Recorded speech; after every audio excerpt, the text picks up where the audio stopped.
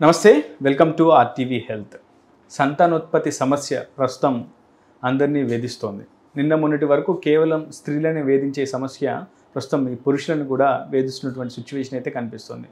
ఇటీవల కాలంలో మారుతున్న ఆధునిక జీవన విధానంతో పురుషులలో సంతానోత్పత్తి పరిస్థితి కావచ్చు, ఆ ప్రక్రియ అంతా కూడా క్రమక్రమంగా తగ్గిపోతుందని చెప్తున్నారు వైద్యులు. అయితే ప్రస్తుతం మనం దీనికి సంబంధించి డిస్కస్ చేసే ప్రయత్నం చేద్దాం. మనకు అందుబాటులో లావణ్య హాస్పిటల్ ప్రముఖ గైనకాలజిస్ట్, సీనియర్ గైనకాలజిస్ట్ లావణ్య గారు ఉన్నారు. లావణ్య గారిని అడిగి అసలు పురుషుల్లో సంతానోత్పత్తి సమస్యలు ఎందుకు అధికమవుతున్నాయి, తీవ్రతరం అవుతున్నాయి, మేడం అడిగి తెలుసుకునే ప్రయత్నం చేద్దాం. మేడం నమస్కారం, వెల్కమ్ టు ఆర్టీవీ.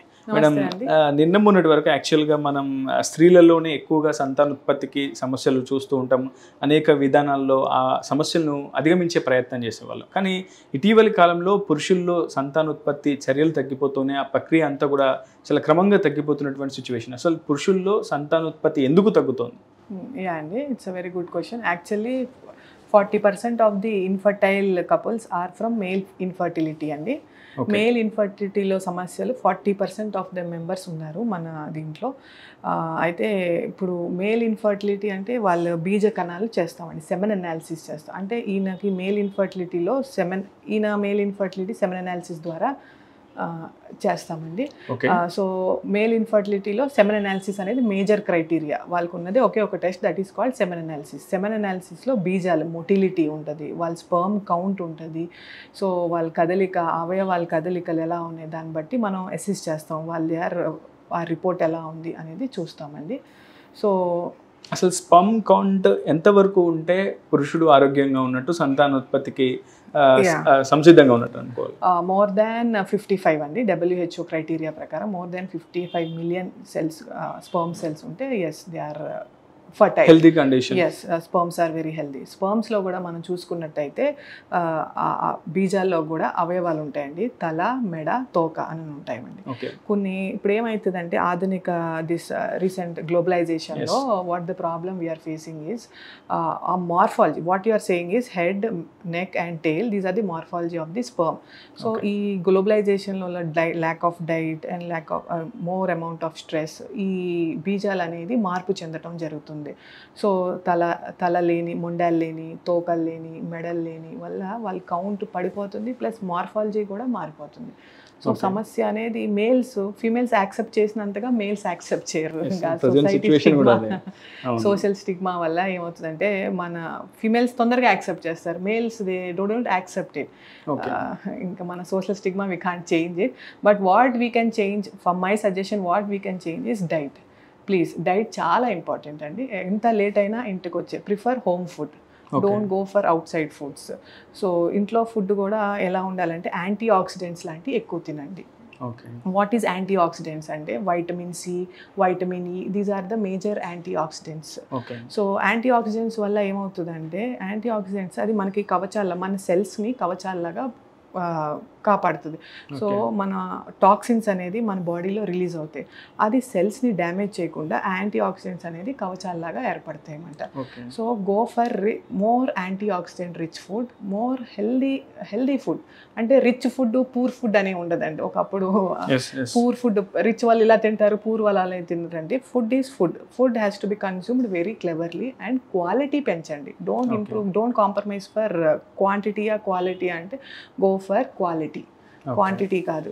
ఫుడ్ ఎంత మనకు మించిన దానికంటే కన్స్యూమ్ చేస్తే ఇట్ ఈస్ పాయిజనస్. తినకుండా ఉన్నా కూడా మనం పాయిజన్, రైట్? సో క్వాలిటీ మీద బేస్ చేయండి. అసలు స్పర్మ్ కౌంట్ ను పెంచుకోవాలంటే ఇంకేమైనా ప్రత్యామ్నాయ మార్గాలు ఉంటాయా? డైట్ ఓకే, ఇంకేమైనా మార్గాలు? హెల్దీ డైట్, ఎక్సర్సైజ్ అండి. Exercise, good regular exercise, minimum of brisk exercise అనేది మనిషి అనేది చేయాలండి. Yoga, something like that, so that మన కణాలు, మన హార్మోన్స్, మన బాడీని మనం అభివృద్ధి చెందుకోవటం, like something like that we can change our self.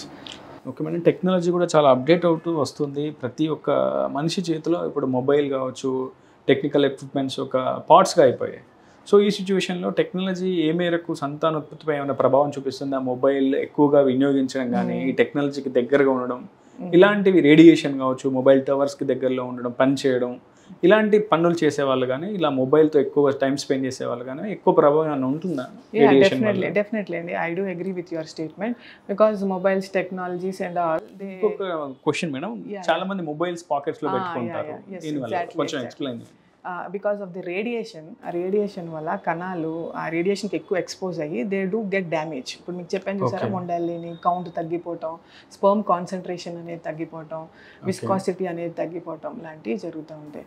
So mobiles gadgets అనేటికి బీ ఫార్ ఫ్రమ్ గ్యాజెట్స్. అంటే పెట్టుకోండి, phone is necessary item for us, but from ఆ సేక్ మీరు ఇక్కడ కూర్చుంటే ఫోన్ అక్కడ, నైట్ టైం కూడా పిల్లో కింద కాకుండా go at and separate distance లాంటివి పెట్టుకోండి. డూ అడిక్వేట్ హైడ్రేషన్ ఉండాలి బాడీకి. సో వాటర్ అనేది ఇంటేక్ ఎక్కువ ఉండాలి. వాటర్ కూడా తొందర తీసుకోరు పని హడావిల్లో పడి. And night shifts what you says what's occupation వల్ల, వాళ్ళ జాబ్స్ వల్ల they do long term of night shifts. So night shifts వల్ల ఏమవుతుందంటే స్ట్రెస్ ఎక్కువ పెరిగిద్ది. డోంట్ గెట్ అడిక్వేట్ స్లీప్ లేకపోతే స్ట్రెస్ పడిద్ది. స్ట్రెస్ పడితే ఎక్కువ టాక్సిన్స్ అనేది మన బాడీలో రిలీజ్ అవుద్ది. So same as old story, toxins release అయితే అది మన సెల్స్ని డ్యామేజ్ చేస్తుంది. Literally we are internally getting damaged by our self. Yes. ఇప్పుడు సంతాన సాఫల్య కేంద్రాలు విస్తృతంగా పుట్టుకొస్తున్నాయి పూర్తిగా. అంటే ఖమ్మంలోనే కాదు, ఇతర అన్ని జిల్లాల్లో కూడా, ప్రధాన నగరాల్లో కూడా అవైలబుల్గా ఉన్నాయి. సో నిన్న మొన్నటి వరకు స్త్రీలలో ఎక్కువగా సంతానోత్పత్తి సమస్యలు ఉంటాయి కాబట్టి వాళ్ళకి IVF ట్రీట్మెంట్ ఇచ్చేవారు. సో ఇప్పుడు పురుషుల్లో ఇలాంటి సంతానోత్పత్తి సమస్యలకు పరిష్కారాలు ఏంటి, అసలు చికిత్స ఏంటి? సో దేనికైనా పరిష్కారం ఏంటంటే మనం డైట్ అండి, మన తీసుకునే విధానం బట్టి, మనం ఉండే స్టైల్ బట్టి. సో ఇప్పుడు ఏంటంటే డ్రైవర్స్కి, లారీ డ్రైవర్స్కి, ఆటో డ్రైవర్స్కి ఏదైనా కొంచెం మినిమం గ్యాప్ ఉన్న ఇంటి ఫుడ్ తినటం, లేదా డ్రైవింగ్ అనేది కొంచెం మినిమైజ్ చేసుకోవటం, రెగ్యులర్ చెకప్స్ తీసుకోండి, రెగ్యులర్ హెల్త్ చెకప్స్ చేసుకోండి. సో వైద్యం అనేది ఫిమేల్గా మేల్ కూడా అంతే ఈక్వల్గా ఉన్నాయి. Equipments we have medicines, antioxidants ఉన్నాయి. లైఫ్ స్టైల్ మాడిఫికేషన్స్ అనేది main important. We keep on stressing that lifestyle modification అనేది చాలా ఇంపార్టెంట్. ఎస్. మొత్తంగా లైఫ్ స్టైల్ మారడం వల్ల పురుషుల్లో సంతానోత్పత్తి సమస్యలు అధికమవుతున్నాయి అంటున్నారు గైనకాలజిస్ట్ లావణ్య. ఖచ్చితంగా సరైన ఆహారం, అది కూడా ఇంటి ఫుడ్ తీసుకోవడం వల్లనే ఎక్కువ ప్రయోజనాలు ఉంటాయి. శరీరం కూడా పూర్తి స్థాయి ఆరోగ్యంగా ఉంటుంది. సంతానోత్పత్తి సమస్యలు కూడా తగ్గే అవకాశం ఎక్కువగా ఉంటుంది అంటున్నారు లావణ్య. ఇది video reporter Uday, RTV Khammam నుంచి. మరిన్ని వీడియోస్ కోసం ఛానల్ ని సబ్స్క్రైబ్ చేయండి. లేటెస్ట్ అప్డేట్స్ కోసం వాట్సాప్ ఛానల్ ని ఫాలో చేయండి. అండ్ లింక్ డిస్క్రిప్షన్ లో ఉంది.